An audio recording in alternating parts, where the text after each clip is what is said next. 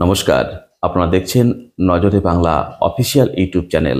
সঙ্গে আমি প্রিন্স মণ্ডল। এই পর্বে নতুন আরেকটি প্রতিবেদন নিয়ে আপনাদের কাছে হাজির হয়েছি। এর আগে যে প্রতিবেদনগুলো পেশ করেছিলাম সেখান থেকে যথেষ্ট সাড়া আপনাদের থেকে পেয়েছি। তবে বলে রাখি, আগের যে প্রতিবেদনগুলো ছিল তার সঙ্গে এই পর্বের প্রতিবেদনের যথেষ্ট ফারাক রয়েছে। একথা বলতে পারি, বিগত দিনের প্রতিবেদনগুলোর সঙ্গে এই প্রতিবেদনের ফারাক থাকলেও যথেষ্ট গুরুত্বপূর্ণ একটি প্রতিবেদন। প্রতিবেদনটি যদি আপনি স্কিপ করে যান তাহলে অনেক কিছুই আপনি মিস করতে পারেন, কারণ অত্যন্ত গুরুত্বপূর্ণ একটি বিষয় নিয়ে আলোচনা করতে চলেছি। আপনারা জানেন, সাম্প্রতিক অতীতে আরজি করের ঘটনাকে কেন্দ্র করে রাজ্য রাজনীতি যেমন উত্তাল হয়েছিল, ঠিক সেইভাবে সম্প্রতি বাংলাদেশের ঘটনাকে কেন্দ্র করে উত্তাল হয়ে চলেছে রাজ্য রাজনীতি। সোশ্যাল মিডিয়া এবং মেইন স্ট্রিম মিডিয়ায় এই নিয়ে তোলপাড় চলছে। তবে আজকে যে বিষয় নিয়ে আপনাদের সামনে আমি প্রতিবেদন নিয়ে হাজির হলাম, এই বিষয়টা আরজিকর এবং বাংলাদেশকেও ছাপিয়ে রাজ্য রাজনীতিতে উত্তাল সৃষ্টি করেছে। তাহলে এমন কি ঘটনা ঘটতে পারে যে ঘটনা রাজ্য রাজনীতি উত্তাল করবার ক্ষেত্রে আরজিকর এবং বাংলাদেশকেও ছাপিয়ে গেছে? হ্যাঁ, এমনই একটি বিষয় নিয়ে আপনাদের সামনে হাজির হয়েছি। আবেদন থাকবে প্রতিবেদনটি স্কিপ না করে সম্পূর্ণ দেখে আপনারা আপনাদের মতামত প্রকাশ করবেন। আসি প্রতিবেদনের মূল বিষয়ে। আপনারা জানেন 2026 সালের বিধানসভা নির্বাচন হতে চলেছে এবং এই নির্বাচনকে কেন্দ্র করে ইতিমধ্যেই বঙ্গের সমস্ত রাজনৈতিক দল তাদের রাজনৈতিক প্রক্রিয়া শুরু করে দিয়েছে, এক প্রকার রাজনৈতিক প্রচার শুরু করে দিয়েছে বলেই বলা যেতে পারে। এই মুহূর্তে বামপন্থী রাজনৈতিক দলগুলোর বিভিন্ন স্তরে সম্মেলনের কাজ চলছে। সেই সম্মেলনের কাজকে কেন্দ্র করে তারা বিভিন্ন জায়গায় রাজনৈতিক প্রচার করছে বলেই ধরে নেওয়া যেতে পারে। অন্যদিকে বামপন্থীদের যে অভিযোগ, বিজেপি ধর্মের ভিত্তিতে রাজনীতি করতে গিয়ে এই মুহূর্তে বাংলাদেশকে কেন্দ্র করে একটি চরম সাম্প্রদায়িক রাজনীতি করছে বলেই বামপন্থীদের অভিযোগ, তারা ধর্ম নিয়ে রাজনীতি করছে।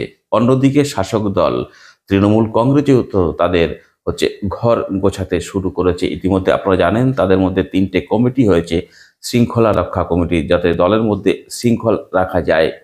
এই বিষয়কে কেন্দ্র করে বেশ কয়েকদিন ধরে বেশ জোর চর্চা চলছে। তবে সমস্ত চর্চাকে যে বিষয়টা ছাপিয়ে গেল, যেটা বলছিলাম, 26 সালের বিধানসভা নির্বাচনকে কেন্দ্র করে নতুন বছরের নতুন মাসেই ঘটতে চলেছে এক অভূতপূর্ব ঘটনা।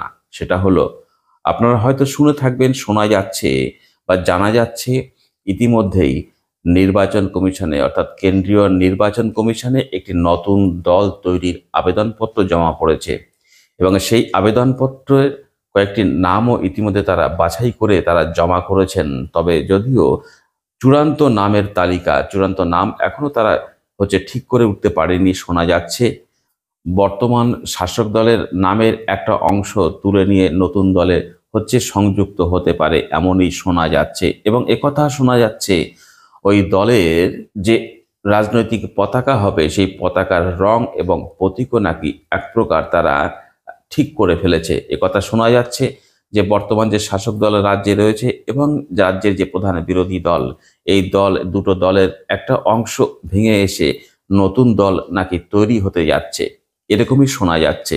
একথা শোনা যাচ্ছে যে বর্তমান শাসক দলের সদ্য প্রাক্তন রাজ্যসভার সাংসদ এবং প্রাক্তন রাজ্যসভার সাংসদ এই নতুন দলের অন্তর্ভুক্ত হতে পারে বলে জানা যাচ্ছে। এরকম একটা প্রচার উঠে আসছে রাজনৈতিক মহলে, এবং রাজনৈতিক মহলে এ খবর উঠে আসছে যে বর্তমান শাসক দল, তার মধ্যে ইতিমধ্যেই আপনারা জানেন সংবাদ মাধ্যমে প্রচারিত হয়েছে এবং সমাজ মাধ্যমেও ব্যাপক প্রচার পেয়েছে বিষয়টা।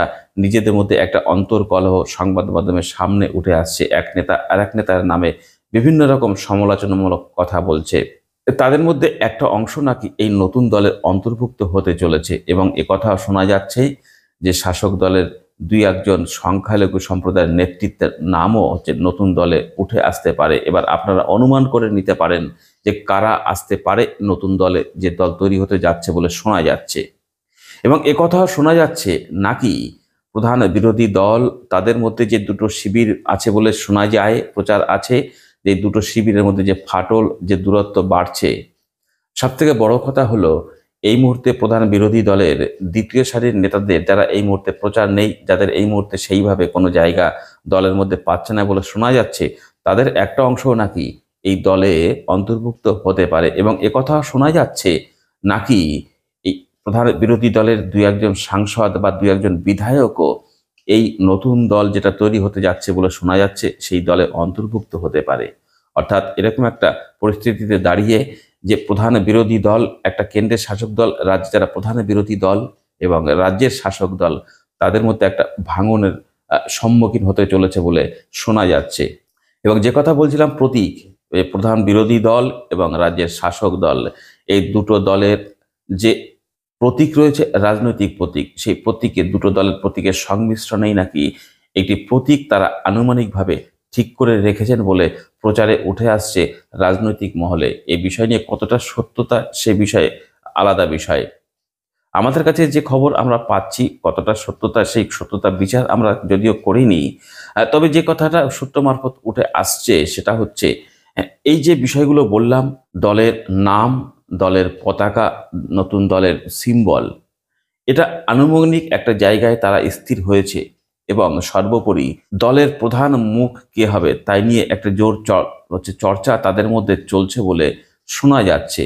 কে হবে প্রধান মুখ, আনুমানিক একটা মুখ তারা স্থির করেছেন। সেই মুখটি এক্ষুনি তারা বাইরে প্রকাশ করতে চাইছে না বলেই এরকম একটা খবর উঠে আসছে বিভিন্নভাবে, বিভিন্ন সূত্র মারফত। প্রথমে বললাম এই খবরের সত্যতা আমরা যদিও যাচাই করিনি, তবে একটা কথা, এটা কে হতে পারে প্রধান মুখ এরকম একটা জল্পনা আপনারা যদি অনুমান করতে পারেন এবং এটা ক্রমশ প্রকাশ্য, নতুন দল যদি তৈরি হয় নিশ্চিতভাবে প্রকাশ্যে আসবে এবং তখনই আমরা জানতে পারবো। এবং একটা চাঞ্চল্যকরভাবে এটাও প্রচারে উঠে আসছে যে নতুন দল তৈরি হবে এবং আত্মপ্রকাশ করবার তারিখও তারা একটা আনুমানিক মোটামুটি তারিখও নাকি তারা ঠিক করে ফেলেছেন এবং নতুন বছরের নতুন মাসের প্রথম দিকেই নতুন দলটি আত্মপ্রকাশ করতে যাচ্ছে বলে শোনা যাচ্ছে। এবং কোথা থেকে তারা এই নতুন দলের আত্মপ্রকাশ করবেন সেটাও তারা এক প্রকার ঠিক করে ফেলেছেন বলেই জানা যাচ্ছে। তারা কলকাতার প্রেস ক্লাবে বসেই এই নতুন দলের আত্মপ্রকাশ করবে পতাকা নাড়িয়ে, এবং এই পতাকা কার হাতে থাকবে, কে তুলে দেবে, এবং এই যে নতুন দল তৈরি হতে যাচ্ছে বলে শোনা যাচ্ছে এর পেছনে কারা মদত যোগাচ্ছেন, এই দুই দলের যারা ভেঙে আসছেন বলে শোনা যাচ্ছে তাদের পেছন থেকে কারা মদত যোগাচ্ছেন এবং সামনে দিক থেকে কারা একে গার্ড দিচ্ছেন, এই নিয়ে রাজনৈতিক মহলে একটা জোর কৌতূহল তৈরি হয়েছে, উৎকণ্ঠা রয়েছে বলে জানা যাচ্ছে। এবং দুটো রাজনৈতিক দল, প্রধান বিরোধী দল এবং শাসক দলের মধ্যে একটা চরম উৎকণ্ঠার মধ্য দিয়ে তারা সময় অতিবাহিত করছেন বলেই শোনা যাচ্ছে। তবে একটা কথা বলে দিই, যারা আসতে পারে এরকম একটা জায়গায় আপনারা স্বভাবতই অনুমান করতে পারেন যে কোথায় কোন দল চলছে, কাদের মধ্যে কোন দল, কারা অসন্তুষ্ট কারা অসন্তুষ্ট নয়। প্রধান বিরোধী দলের মধ্যেও কোন দল কোথায় কারা সন্তুষ্ট কারা অসন্তুষ্ট নয়, এটা স্বাভাবিকভাবে মানুষের মধ্যে যারা একটু রাজনৈতিক খোঁজখবর রাখার চেষ্টা করেন বা রাজনৈতিক খোঁজখবর রাখেন তাদের কাছে মোটামুটি একটা পরিষ্কার চিত্র আছে।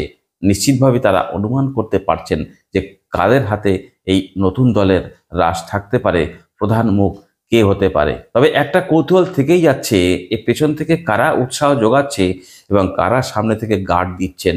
এবং নির্বাচন কমিশনে আবেদনটা জমা পড়ে গেল ইতিমধ্যে, এই নিয়ে কিন্তু দুটো রাজনৈতিক দলের মধ্যে চরম উৎকণ্ঠা। একথা শোনা যাচ্ছে তারা নতুন দল তৈরি করতে যাচ্ছেন, তারা একটা জিনিস অনুমান করতে পেরেছেন, এই দুটো দল থেকে মানুষের বিশ্বাস আস্থা খানিকটা নাকি হারিয়েছে এবং তার ভিত্তিতেই আগামী বিধানসভা নির্বাচনে প্রধান বিরোধী দল তারা যেমন তৃতীয় শক্তিতে রূপান্তরিত হতে পারে একটা প্রবল সম্ভাবনা রয়েছে, অন্যদিকে শাসক দলের আসন সংখ্যা ব্যাপক হারে কমতে চলেছে বলে অনুমান করছেন, তাও শোনা যাচ্ছে। সেখানে দাঁড়িয়ে নিজেদের অস্তিত্ব টিকিয়ে রাখার লক্ষ্যেই এই হলো আজকের আমার আলোচনার বিষয়। নিশ্চিতভাবে আপনারা আপনাদের মতামত প্রকাশ করবেন। দেখা হবে নতুন আরেকটি প্রতিবেদনের সঙ্গে, ততক্ষণ ভালো থাকুন, সুস্থ থাকুন।